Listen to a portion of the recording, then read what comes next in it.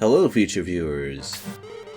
Today we have to deal with an outdoor map where there are obstacles, but at least not the kind that limit you to 2 tiles a turn, so that's good. And we have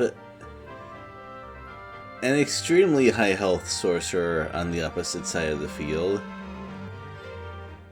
as well as several other new enemies.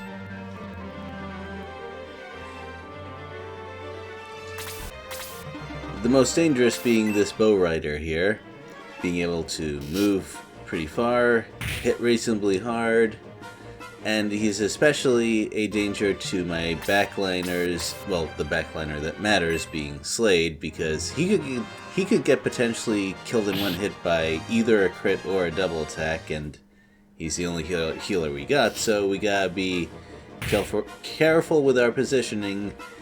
And also, our other characters are not exactly immortal either. Normally, dealing a lot of damage to an archer of ours is not that impressive, but Chester has been gaining 3 points of defense per level since he promoted, so damaging him is actually fairly impressive. And Deanna is dealing a whole lot of damage to the point where I actually have to rein him in a little bit. This part of the map is, it doesn't look that dangerous, but that's because I'm handling it reasonably well. It's one of those things that can get out of control. You fight a group on the right side, and while you're doing that, groups on the left start to approach you, so you have to be pretty fast. Even as it is, I faced 2 small groups at the same time, but I luck out and the Blaze level 2 spellcasters decide to spread out their damage among multiple characters, so it ends up being pretty okay. And those guys cannot really take a hit. So once I get a chance to counterattack, it's pretty much done. This is the most dangerous part of the map done with, so that's pretty nice. And those are some pretty impressive stat gains right there.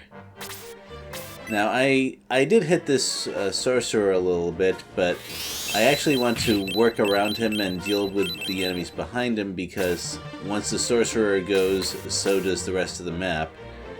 And we don't get experience for the leftovers, of course. So, get the healer first, of course. Speaking of people who hit hard, Eric is actually packing quite a bit of damage. And thanks to an unfortunate turn order, Claude is actually in a fair bit of danger now. But it's not all bad. I remembered to buy healing herbs this time. So I'm able to prevent the sort of problem that we had last map. Hooray!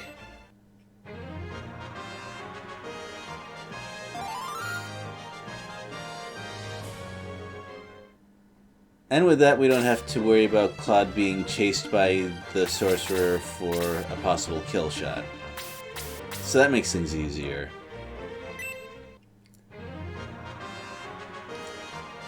Yeah, it doesn't take very long for Claude to become extremely valuable to the team. I mean, look at that stat growth, by the way. I'm fairly sure he didn't get that in Book 1, but, you know, I guess he's been training pretty hard. That's cool.